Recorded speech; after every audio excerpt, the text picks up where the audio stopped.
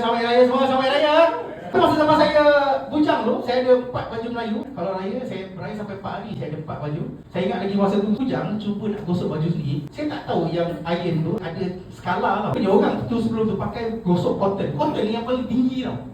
Saya setting. Saya ambil pakai cotton, orang tahu kenapa jadi kan? Zaf! Koyak gerak kat sini bulungan. No, pagi raya tu. Oh, saya punya samping gini ha kan. Mata-mata nak tutup lubang kau kata. Betul. Kalau biasa atas lutut, orang lutut ni asal bawa atas perut kan. Nah, ini yang belum kahwin tapi masih lagi available kan.